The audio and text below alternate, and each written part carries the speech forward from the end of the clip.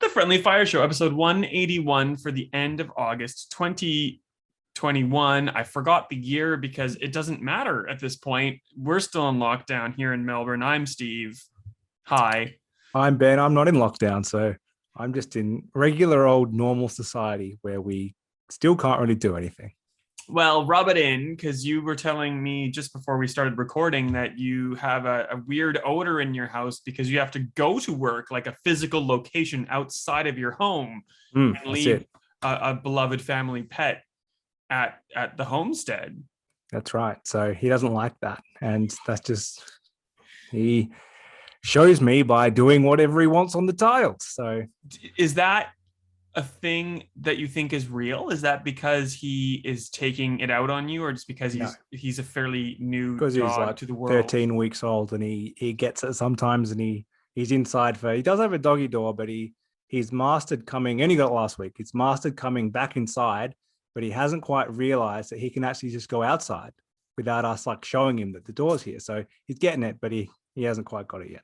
Well, my oldest cat Wally is 6 or 7 at this point, and we woke up last night or the night before at like 5 a.m. to just like this like sound, and he just laid out like the biggest hairball you've ever seen in your life, about 3 inches to the left of where the tiling was. We just decided to do it on the carpet instead, which is just like perfect cat thing to do. Like, thanks, mate. Perfect. Great. Thanks. I'll just get all the bile. We'll just try to get it off the carpet. What a great place to start with this lovely episode of the Friendly Fire Show. You know what? Like, I honestly, lockdown just feels like in Melbourne, especially with lockdown 6, that we get out of it and then we're thrown back in. And we get out of it and we're thrown back in. And what a great segue into what I've been playing for the last couple of weeks, if not the last week. I forget when we recorded last. I'm talking about Hades. Have you been playing Hades? I know it was our game of the year 2020 on Switch and PC, but obviously it's out on PlayStation and Xbox. So I played a bit on Switch and I kind of left it because I thought, oh, maybe I'll just come back when it's on game. When it got announced for Game Pass, I thought it was one of those games on my list to go back to and play properly. When it got announced for Game Pass, I thought, great, I'll play it on Xbox and I'll get the achievements. But I'm too bad to get the achievements. So I like this game. I can really appreciate why it's so good and why people like it so much. But I'm not very good at it. So I can only play in short bursts. But I do like the fact that you can play it like that as well. I have so many tips if you want them. Give me your best 2. So you can go into the settings menu and turn on God mode, which gives you a little bit more of a boost. It also gives you 2% damage reduction every time you die. So eventually you just kind of get a little bit better because of that. Also, if you stick at it, you will get not only like good boons and stuff on the run that you're on, because you're playing as Zagreus, who is Hades' son, and your goal is to get back to the land of the living from the underworld. You also start earning like the purple tear-shaped things and keys, and like just little by little, if you keep at it, the goal isn't really to win. The goal is to kind of just keep throwing yourself into it, much like Zagreus like has to do to try to get out of the underworld. Because if you die, you just start from scratch. The more you play, the more you build up all of these abilities. And I struggled with Meg. I struggled with the next boss, which is the Hydra. I will stop spoiling bosses, but like someone that felt impossible to beat 3 runs ago is now just like, whatever, I can just destroy you as you keep going. So it is a little bit frustrating at the start. And I don't know if like, I don't know how you balance that, but it does, like, the curve lessens, I guess, as you go. Yeah, I think it's balanced pretty well. Like, it's not meant to be super easy, and it isn't when you first start. You kind of either have to commit to playing it or not. But we talk about this all the time. Like, that's why it's such a good Game Pass game. A lot of people will try it who otherwise may have not, may have overlooked it, and they'll probably get really into it. So it doesn't take that long to kind of for it to click for you to be like, oh, I get it, and I can see why I was initially bad, and here's how I'll get better. It's just a matter of doing it again. I think that's why it fits Switch so well as well. But I think a lot of people get into it now that it's on more platforms. It is good for, what was I trying to say just then? It's really good on Switch because of that kind of like portable, like like Pokemon-y, like start-stop nature. But I think it works better on Xbox as an example, or PlayStation, because you have a bigger, unless you're playing on your TV, of course, which obviously on Switch, same thing, but like you have a bigger piece of real estate to look at and strategize around your like dodges and like finding open spaces, where like on a Switch, it's very, very small and hard to see. And I had another thought, which I've just completely forgotten about, which just doesn't matter.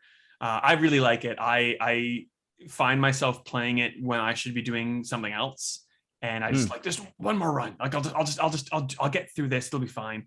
I really, really like it, and I'm into all of the lore behind it as well. So it's cool going and talking to Orpheus or talking to Thanatos or whoever else, and like just kind of like, I know a bit about that already, but you forget some things. You're like, oh, and then it's led me to go and like read up on mythology on the side, which is really cool. So yay for Hades. It's on Game Pass if you have it on PC or Xbox, and you can also buy it on Switch or PC or PlayStation.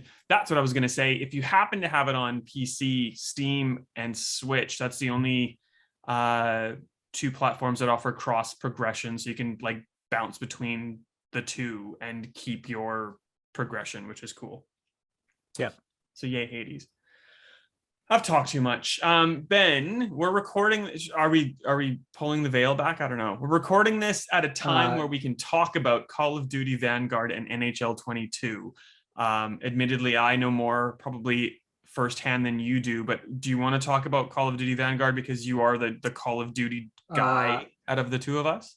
Well, you pulled the veil back now already. Basically, we're releasing this at a time we can talk about it, but you already, at the time of recording, we can't, but you've already seen Call of Duty Vanguard, and I've read your notes sneakily in the back end of Stevivor. So let me tell you, it was 2 hours of a presentation that I could boil down into about 5 seconds. So you're welcome. The main part here is there's a new Call of Duty game this year. So we were wondering, it was normally announced much earlier in the year. We were wondering what's going on. There were a lot of talk that this game from Sledgehammer was meant to come out last year. That was their year in the cycle, and it never did. They, of course, did Call of Duty World War II in 2017. Yep. I think. So they should have been up at 2020, but they've gone to 21. And there were clearly some issues. So like the last few CODs, they pulled in some studios to do more work. They pulled in Raven, who did the campaign last year for Black Ops Cold War. And they pulled in Treyarch to do zombies, because that's their thing, basically. Yes. So Raven is doing the map for Warzone. And the main game is being made by Sledgehammer. So they finally finished it. And it's being revealed in Warzone, because that's how you have to reveal a game now. You can't just do it on Twitch or something. You have to do it in a game within a game. Well, I suppose they can't do a big lavish event with NBA players that they normally do, and fly us over to LA to watch a trailer. But that is fine. So I think I really liked World War II, so I think it looks good. Having not actually seen it, I've read about it, but I assume it looks good. It sounds good. We saw some really I saw some really scripted stuff from the single player campaign, which is like if you went to an E3 however many years ago, it's that kind of thing where like someone's like really slowly creeping through a jungle and there's cool things happening, and he turns and just looks for a while. Flashes of light as a cannon's going off or something. Like you'd never play it like that. So it's hard to kind of, there's a lot of cool stuff. There's like particle effects, there's fog, there's a lot of like weather things like embers and ash. And lighting effects, like taking advantage of current gen consoles and building up the Call of Duty engine, which we saw in Modern Warfare. But it's that thing of like, will you actually notice some of these things as you're just like barreling towards your objective, like shooting whatever you see pop out of a thing? But that's any game, really. Yeah, probably. I think it immerses you in it. So the example of that I last saw at E3 2019 was Modern Warfare, where they took us into a hotel room because Activision wasn't officially at E3. They're in a hotel across the street. And they like went really slow in that mission where you had to go through the building, like the apartment complex, and go upstairs and quite tight in like a confined area. And they did it really slow. So, and they had the big booming sound, so you could hear like the train go past and all that stuff. And they like, look at the sound effects.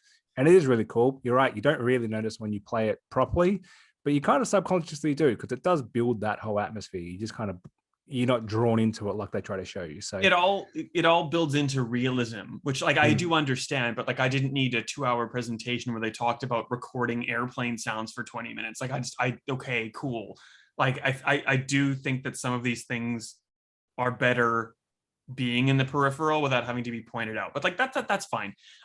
It's they not probably called they probably won't do that for the public reveal, which we're oh no, of course not. showing this after that we're pretending we've seen. So I think they'll just go a couple of trailers. And apart from the huge, like, well, not huge, apart from the technological leap to current gen and particle effects, and it's 60 frames on consoles. They didn't say how they're achieving that on last gen as opposed to, you know, like what's being offered on current gen, but they said 60 frames on consoles, so have at it. You should feel good about that, depending on your own.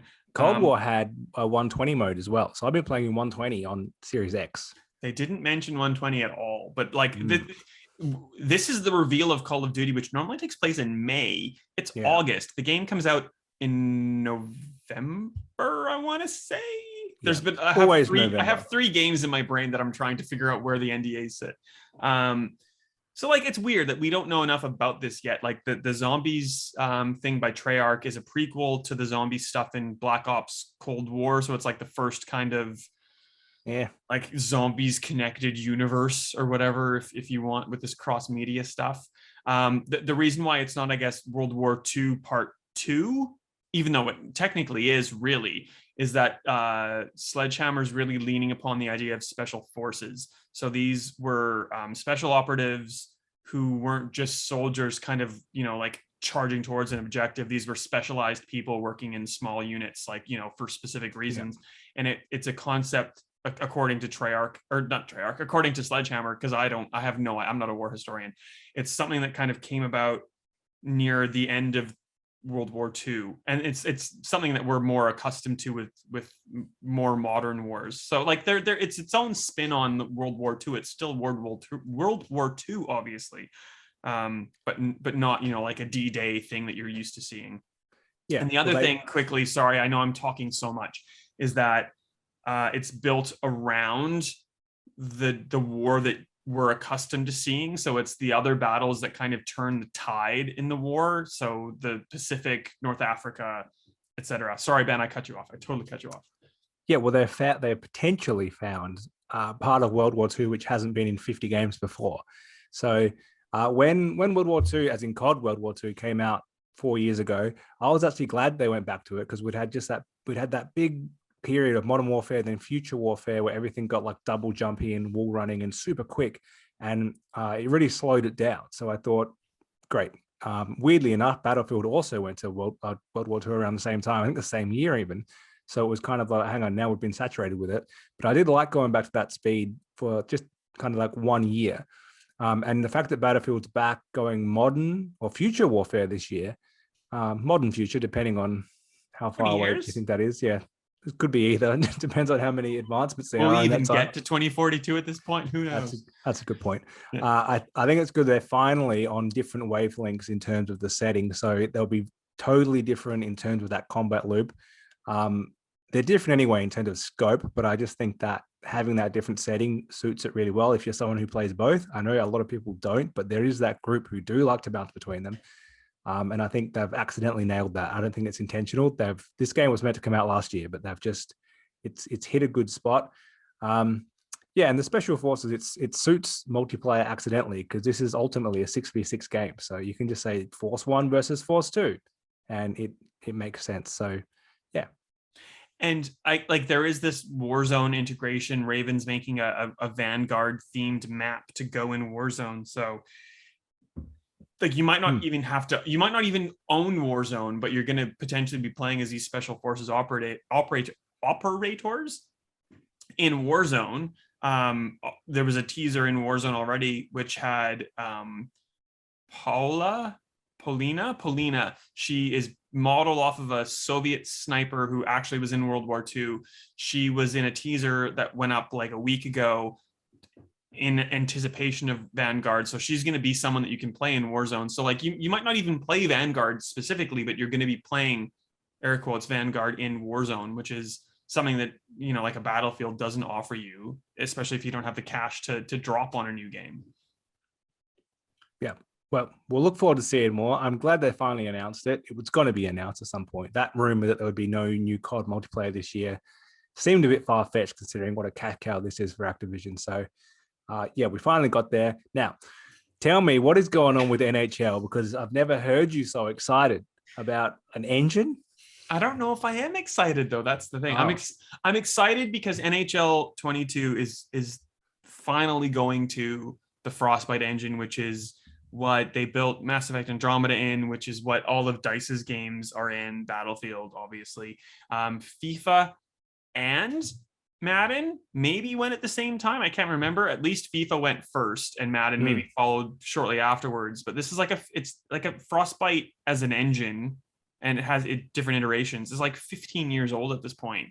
And finally, like, EA's kind of black sheep sports game is finally being brought into it, which could be good and could be bad because, like NHL 15 is when it went to Ignite, which, from what you and I have heard on the download, may or may not be an actual proper engine upgrade. You are a FIFA player. FIFA went to Frostbite. Yeah. Was it good when FIFA went to Frostbite? So FIFA definitely went to Frostbite because they introduced the journey that year. So they wanted to have that story-focused gameplay, and they wanted that to show you the characters in a better way than Ignite or whatever it was could have done. So absolutely, the players look better than ever before. It allowed that story mode because there were loads of cinematics like off the pitch that were going on in that mode. And I'm pretty sure that's why they moved to Frostbite. They said other reasons, but I feel like that's the main reason. Gameplay, it probably depends what you think. Like, a lot of people would say the last 3 or 4 years have not been that good for FIFA. I mean, I liked it before that just because I got good at it, and then I'm like jaded old man. I'm not good at it anymore. This dodgy engine, but I mean, it's still quality, but it brought in different types of glitches, different things happened. So, yeah, it's not necessarily. It certainly looks better on Frostbite. I don't know that it necessarily plays better. I'll tell you what I did. I got off my chair if you're watching the video podcast because I bought this on eBay, which is NHL 15. The last time they switched engines, and playing this compared to NHL 21 is night and day. This is putrid and awful and slow and garbage. And if moving to a new engine means having to kind of like relearn how to make a sports game to fit in the engine, that's terrifying. So I hope that's not the case. I hope they've learned, from what they've done with FIFA and from add-on to make this more accessible. But like, there's no denying the visuals are insane. Like, the ice actually is reflective in like ice. Like, it's not just like a slab of white on the ground. It's, like shadows and light, and everything's bouncing off the surfaces. And obviously it's better on current gen than last gen, but last gen still has Frostbite advantages and benefits, and everything's great. They're relying on X Factor, which is a thing introduced in Madden. And basically the way to describe it is like everybody is, stats, like I'm a 99 center, I'm a 76 because I'm not as experienced. There's zone and superstar abilities. There's like 100 players in the NHL that have superstar abilities, which are, like can do passing better. And then there's zone abilities, and the cover star Austin Matthews of the Toronto Maple Leafs has one where if you leave him on his own and he does a deke, like he has a higher chance of scoring on the deke. So like there's all these things that kind of factor in. And the jaded bit of me is like, that's cool and it will work well in like a normal gameplay scenario, but like this is just basically being built for HUT, which is the ultimate team equivalent of a FUT or whatever it is in Madden, where like they just want you to pay money to unlock these X Factor characters who can put on all these attributes and just like pay to win kind of thing, which is bleh, don't care about that. That's where they make all their money. And no one cares about NHL, so I'm going to finish up with this. There's really shitty cross progression as well. Kind of like the NBA game last year when it was doing the cross-gen stuff. So if you buy one, you can buy a more expensive version of NHL, which gives you dual entitlement to last gen and current gen if you don't have a current gen console but you plan on getting one. And the only progression that you'll carry from Xbox One to Series or PS4 to PS5 is your Hockey Ultimate Team, and not even. So you can guarantee 20 players from your Ultimate Team roster to go into your current gen system, and then everything else you own basically just gets like a value attributed to it, so you can open more card packs when you move. But as soon as you initiate the transfer, you lose access to trade anything in the old gen, the last gen, because that would wreck the economy of the last gen itself. So it's all this like money grabbing garbage when you think about it critically, which I don't like. So yeah, EA's cross-gen sucks. We've established that already. They're refusing to do smart delivery, so disappointing. yeah. You know what else is disappointing? What's mega that? corporation who rips off an indie studio and releases a new mode under the tagline "Trust Nobody." So they knew what they were doing. They being who? Fortnite has basically introduced a mode which is Among Us, called Imposters. The fact that they've called it Imposters, they know what they're doing. We should probably say that games have been built off of what other games have done forever. So it's not like someone's just taken an idea and made it their own version, and that's the first time ever. Like, that's how all games have been made up till this point, more or less. Yeah. It is a little bit disappointing when something the size of Fortnite does it to something the size of Among Us. Well, and also when someone the size of Epic is suing Google and Apple because like they're making it hard for the little guy, air quotes, says Epic, as if they're not like the biggest game there is at the moment. So yeah, so like they're trying to fight for the little guy in like free up app store stuff, but also they're just like blatantly ripping off Inner Sloth, a very indie company studio who's made Among Us, which is like wasn't great when it launched, not popular when it launched, and is now like ridiculously popular just because of word of mouth. So Fortnite went, we can do that, which sucks. But we saw this happen with PUBG came out, and then Apex had to follow EA into their own version. COD decided we're going to crush you all with our version of Battle Royale. Fortnite took the ping system from Apex because like that's great. Yeah. Everything should have that ping system, by the way. It is great. But I mean, good example of a smaller dev coming up with a good idea, which is then copied by bigger studios, and then they copy each other's innovations within that. It's happened before. It's going to keep happening. It probably most disappointing is I don't think Among Us is out on consoles yet. It's only out on Switch and PC, I think. Right. So a lot of people will probably then say, there's going to be a bunch who don't follow this very closely and think, this is just a little copy of the Fortnite feature when it eventually does come to PS4 and Xbox. So that's probably a little disappointing. If it had just been out on those consoles already, they would have had more exposure around this. And Among Us isn't free. It's not expensive, but it's not free. And Fortnite is free. And this isn't a paid feature that you can just jump into with Epic, because they'll buy Wonder Woman, buy Superman, buy Batman, buy the Master Chief, buy Aloy from Horizon Zero Dawn, buy every character that has ever existed at this point. Which like it's the big guy kind of like stomping on the little guy, and that sucks, to be honest, in my mind anyway. Do you care if your Xbox dashboard is in 4K, Ben? Not really. I always have. So it's currently in 1080p. I think that's fine for UI. Like I can see everything I'm doing. I can read everything I'm doing. If it is possible to get the text in 4K, great. It'll probably look slightly crisper. If it's going to use up loads of resources, I don't really care.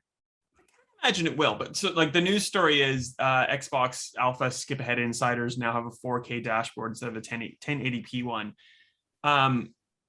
My questions are like, do people on 1440p get a special dashboard? Because it doesn't seem like it. This is only an Xbox Series X thing. So like Series S can't hit that benchmark unless it upscales. So many questions like that don't even matter, because who cares in the end? I think it actually can. Aren't there examples of Series X hitting 4K?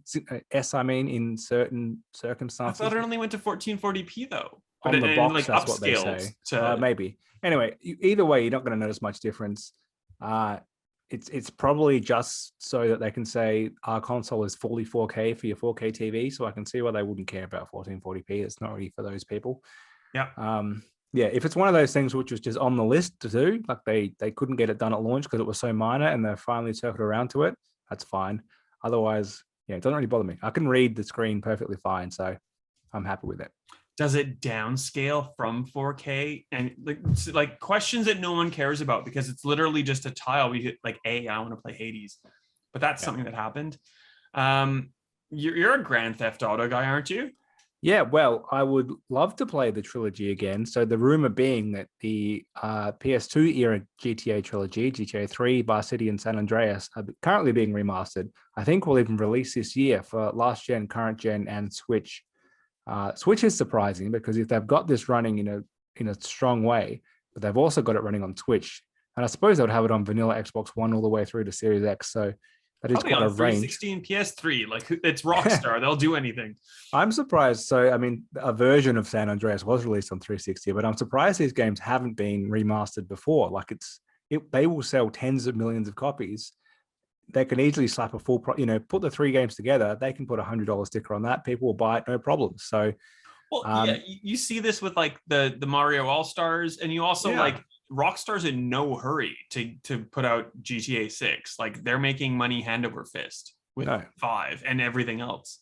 And you outsource it to a remastering studio, so they don't actually need to do any of the work really, and they'll make a load of money. So it's a rumor at this stage. I expect it's true based on how obvious it is for them to do. I would say that if you'd only played 4 and 5 and you went back to those ones now, you will be in for a bit of a tough run because they're much harder. And it's just that era of controls was so tough to get your head around if you try to start them now. So they will need some level of work for dual analog players, but not heaps. In the same way that even like they changed the camera, Nintendo did in Mario Sunshine because it didn't make sense to current day players. So little things like that would make them more playable. But there's some tough missions, especially in Vice City. How dated is Vice City as compared to San Andreas? Because I haven't played 3 or Vice City to that much of an extent, and I love I've played San Andreas on like probably 4 platforms at this point. Vice City is probably the best story wise. Like it's a Miami Vice copy basically, but that way over the top. So very strong story. 3 is a lot more rudimentary. Like it's them taking a 2D game and turning it 3D. Still good to play, but it's a lot smaller in scope. If you're going to skip one, that's the one I would skip. Vice City, certainly some of the mission structure and like how I remember shooting being like really hard to get your head around, even when I tried to play it. But I had it on PC for some reason. Maybe I didn't have a console that could play it at the time, so playing on a keyboard probably didn't help me. But yeah, certainly, like vehicle controls, shooting controls, they improved those quite a bit to San Andreas to update them a lot more. And that was in that time where like a 2002 game versus a 2004 game or 5 game was like a massive jump. A lot happened in those years. So but they could easily, polish it up a little bit and get it slightly easier to play. Well, I think I've bought GTA 5 on every platform that you can, and I've probably played like 20 minutes on every one but the one that I started on where I finished it properly. I like the idea of it, but I just like I never want to jump back in, but like I just keep giving Rockstar money. So I guess I'm stupid, but that's why they've sold like 150 million copies. I've done the same thing with Capcom and RE4. Yeah. So at least I know I have a problem. That's something to admit. That's the only confusing part of this rumor is it's apparently coming out this year, but GTA 5 for PS5 and Series X is coming out this year. So that doesn't make sense. You'd think, considering how far away GTA 6 is, that they would release those two things at least 6 months, if not 12 months apart. Or they just know that people are just going to dump money and not play them. And like, that's how it is. Actually, I have just remembered, I did read a rumor about it. The original plan pre-COVID was that they would remaster these games and put them with like the next gen version of GTA 5 to get people to buy it yet another time as like a bonus. And then they could still charge you $120 for GTA 5 because you'd be like, oh yeah, I get those 3 games too. But it sounds like they've changed tack and they're going to just sell it as its own thing. And it'll do well. Yep. So Eleni, our intern, who is lovely, and I, who is less lovely, had to sit for like a good hour and a half and try to figure out exactly what is going on with Remedy Games, like one of my favorite developers. Ben, just pop quiz. Do you know how many games they're working on right this second? Um, Probably at least 3, if not more. 6. 6 games. Technically, it's like 5.5. So they announced this week that they have started proper production of their big AAA game with Epic Games, which is one of the 5.5 or 6.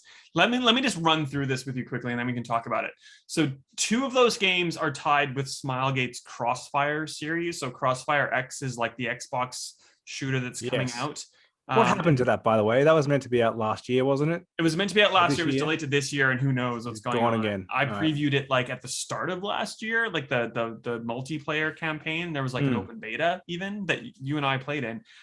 So 2 of those games, or 1.5 games, depending on my count, are tied to Crossfire. So we'll say 2 of 6 at this point. 2 games are with Epic Games. One is being worked on right now, and the other one's coming. One is called Vanguard, which is a free-to-play co-op game, and the 6th they're going to be sued by CoD. There must be 7 then. God, there's 7 then. One is Condor, which is a co-op game set in the universe of Control, and the 7th one is a sequel to Control with 505 games. There's 7 games. I lied. So like one, just like take that into consideration for a hot second. Once you have it, the Epic games are Remedy Connected Universe games. So what do you think it is, or this AAA game that they're working on? There's so much I didn't even explain that well. What do you think this game with Epic Games is, which is a Remedy Connected Universe game? Well, question. That was a question. I mean, whenever Remedy says we've got a new game coming, everyone says, "Great, you're finally doing another Alan Wake game," but they're never going to do it. There just seems to be they've done a classic Valve, like we nailed that game, we're never going back to it. I hope they do though. I hope either it is Alan Wake 2 or it's connected enough, like the last DLC for Control was, where like you can kind of, it's like Alan Wake adjacent, and I'll take that. Like if that's all I get, I'll be fine with that. John Wake, Alan's. I don't think it's going to be that, but even if it's like a Quantum Break sequel, and I don't know how the IP works with Quantum Break. Like it could be, though, if it's Remedy Connected Universe, it could be Alan Wake, Control, or Quantum Break. Or it could be New Thing, which we're claiming is also in that universe. Oh, I hope not, because that would suck. Like, I'm just sick of getting like one-shots from Remedy. I love anything that Remedy does, I love. Maybe it's Max Payne. Maybe they bought it off Rockstar and it's back in the universe. Anyway, I'm speculating. Like, will you play this? Will you give it a try, regardless of what it is? Because we have no idea. I mean, I liked all of Alan Wake, Control, and Quantum Break, so I don't think it would be Quantum Break. It just seemed to be too much its own thing, and it was so, invested in that. Oh, it's TV and it's game. You could break away from that and just make it full game, but yeah, it just seems like something I don't see it happening. I'll have to double check, but I don't think Remedy actually even has the rights to it. I think Microsoft owns that, but it is in the same world. It's connected in that way. It maybe isn't part of the connected universe. Are you sick of connected universes at this point? Yeah, I don't really. I'm over all Marvel movies. There were just too many, and I've lost where they connect to each other, and I don't really care anymore. Did you watch What If on Disney Plus? No. So there's 2 episodes right now, and so far there, what if Sharon Carter? What if Agent Carter was Captain America? And the second episode is, what if Punisher was Captain America? So I feel like there's a theme that they're like inadvertently setting here. Like, I don't care if A was Captain America or not, because just give me something different. But that's a complete tangent. Myst. Do you ever play Myst? Are you young enough or old enough to have played Myst? I played it like 10 years, maybe not quite 10, maybe 8 years or so after it came out. And so that was very much like at someone else's house. And I was like blown away by how good this game looks, because at the time I only had a Game Boy. So I'm like 2D gaming only. And just to see this like 3D game in like 2000 or 2001 or whatever it was. I played it when it came out, and I was thinking that. So now I just feel old as hell. Thank you for that.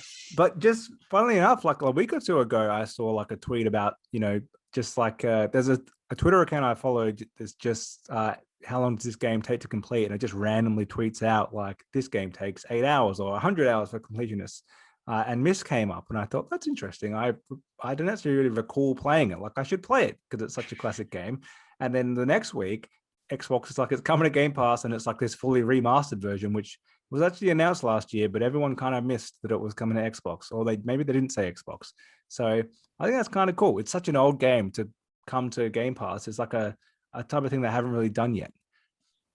It is very 2021 though, because pretty much every game we've spoken about on this show this year is an old game. Even Hades is not a new game. So yeah, this is much older though. I played it on 3DO. Do you even know what that console is? I forget what the 3DO looks like, but I know I played it on a 3DO. No, well, so that's the weird thing. Like Myst hasn't come to a console for ages. It was on like PlayStation 1 and whatever else was around then. And then it was on like DS and Switch. So like it became a handheld game.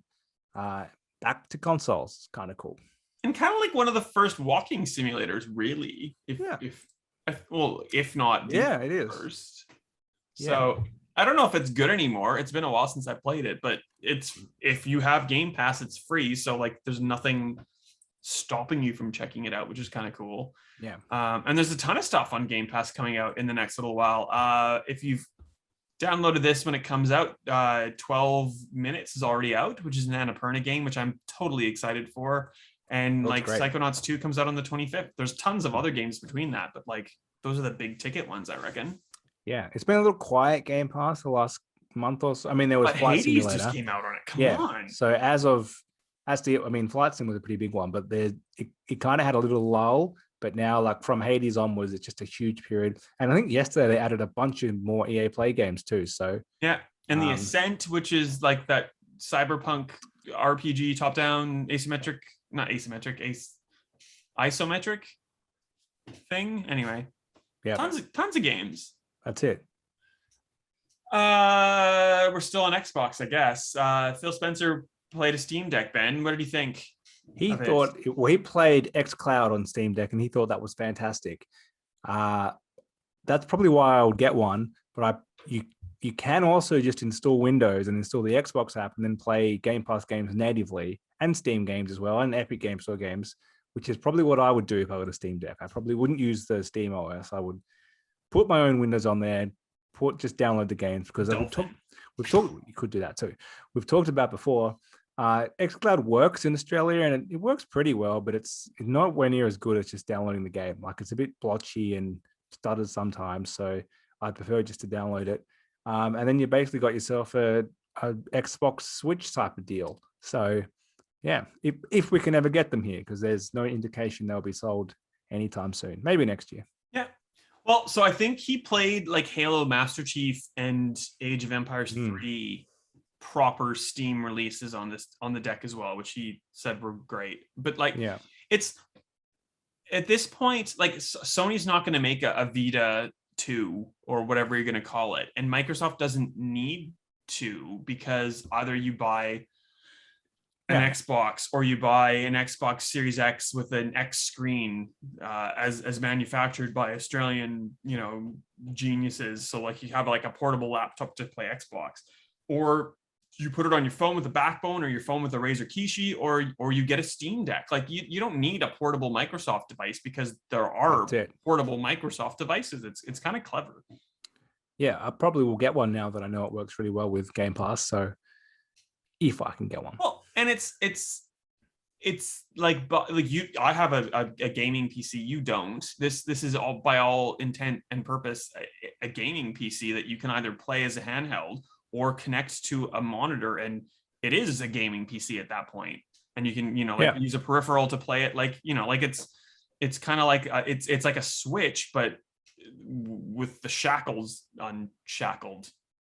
Let's just see if it can play Flight Simulator, because I do have a laptop that can play most things, but Simulator? Flight Simulator. It almost exploded when I tried to play that. So that's the test. Well, I'm kind of excited for it, but like we can't get it here yet, as I think you Yeah. said before. So Well, and it's so hard to, some people on the weekend asked me what console they should get. And I said, probably an Xbox with Game Pass is great. And they said, oh, I tried to get one, but it's like, you can't get one anywhere. And I think the average person isn't like us who are, watching Ozbargain constantly being like, there it is, it's up on Amazon for 2 minutes, I'm going to buy one. They want to just walk into a store and pick one up. So this is going to have the same problems. Like if it's out of stock for years, it's just I know it's just the situation we're in, but it's kind of a drainer that we're so far in this generation and any hardware is just impossible to get. 2 questions. Are your friends like as advanced as we are with their televisions and have like 4K TVs, or like would an Xbox Series S, I guess this is the second question, would a Series S work in that? Because they Series seem S to would be work. bountiful. They right? they didn't want the Series S mainly because no disk drive and games on disk are so much cheaper, and they can also just two of them were brothers, so they were like, one of us would buy it and then just give the disc to the other one to play. Yeah. And the other one is the storage is so much smaller, and they looked into how you expand that, and the memory card costs $350. I'm like, well, you're better off just paying for the $200 more for the bigger console, and you get double the storage space. So it did make me realize that Xbox, if they had got 1 terabyte in the Series S for the same price at 500, that'd be a good buy. But I think going at 512, it's kind of useless. Like the more I see the Series S, the more I think, it's just the storage isn't enough. I wouldn't recommend it to anyone. And I'm like, oh, you're wrong, because I have like a Seagate thing that I can just like plug into a Series S and be like, oh, problem solved. But yeah, like that's. But if you're going to spend that extra money, you might as well just get the extra 500 gig in the bigger console to begin with. That's true. Ben, the last news story, we're gonna hit an hour on this, which is bad. We're trying to hit like 30 minutes, but whatever, we've doubled it. Do you know the origins of the name Stevivor? I do know that. I think your name is Steve. Correct. You like the show Survivor. Also correct. And I came here when it was like the Australian outback, but that's beside the point. All 40 seasons, 40, all 40 seasons of Survivor are now available to live stream in Australia on a service called Paramount Plus. Will you be getting it? No. For Survivor alone and nothing else. Here's why I'm not getting it. There's too many streaming services. This is very old man yells at cloud, but like I'm already over my limit.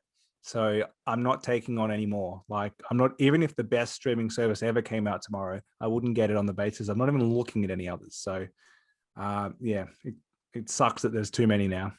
Yeah, it's $8.99 a month, or a little less if you get it on a yearly basis.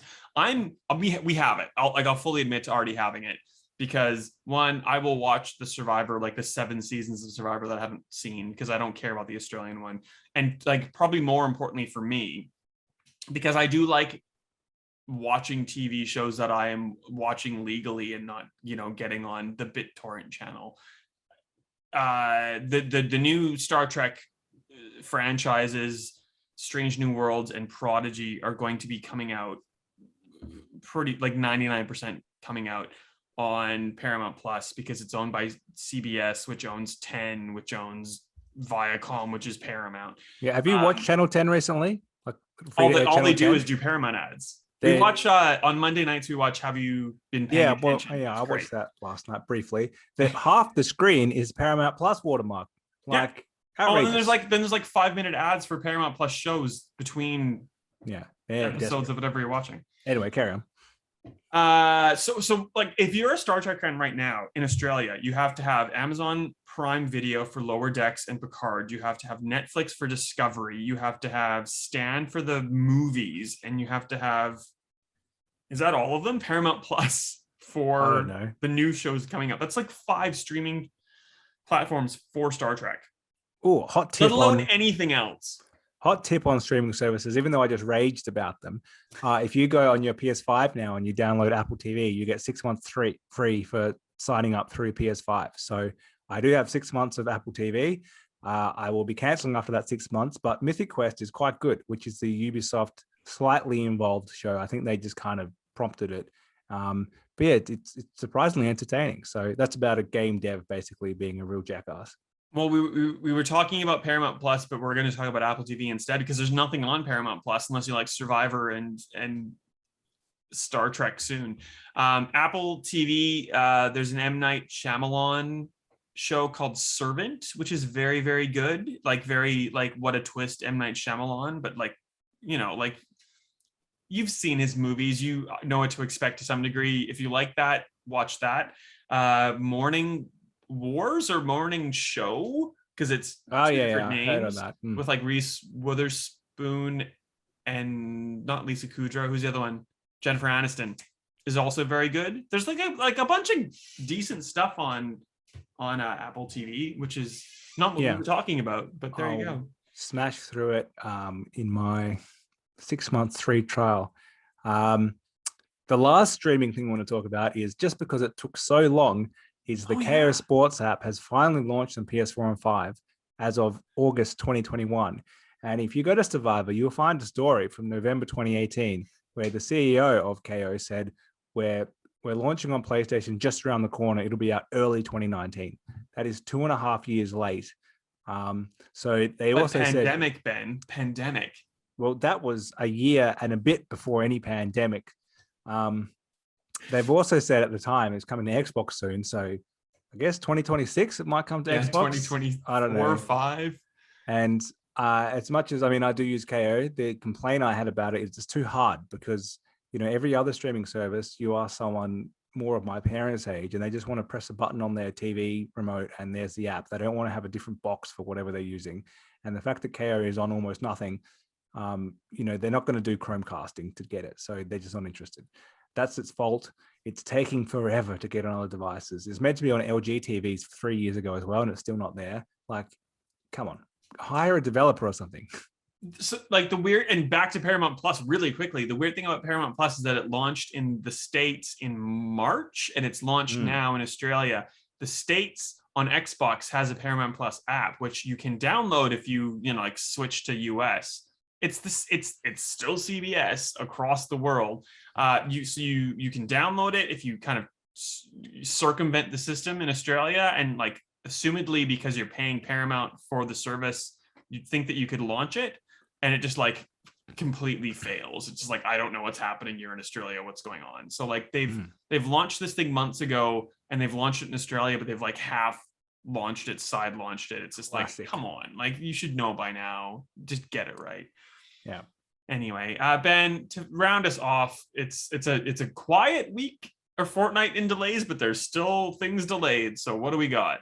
Just one that I'm aware of, which is Life is Strange Remastered Collection. Was meant to be out in September, I think, and it's been pushed back to next year.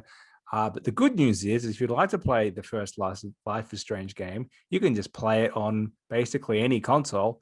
It was on so many platforms, and you can just play it unremastered, just regular mastered. It's still good and much cheaper too. The same thing applies to the other game in that collection, Life is Strange Before the Storm. Same exact thing. So yeah, I guess you just don't get achievements if you play it again from scratch. Not a big deal, that one.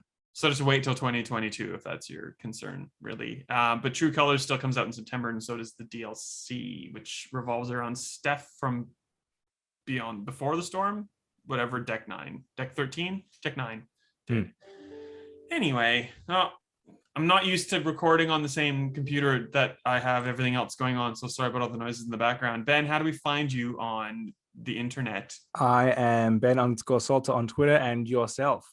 S Wright AU. This will come out on Friday. We have got a giant thing about Call of Duty Vanguard. We've got like crazy multiple pieces on NHL 22. So if you are interested in either of those, go check it out and let us know what you think. Otherwise, we'll see you later. 2 weeks. We'll see you then.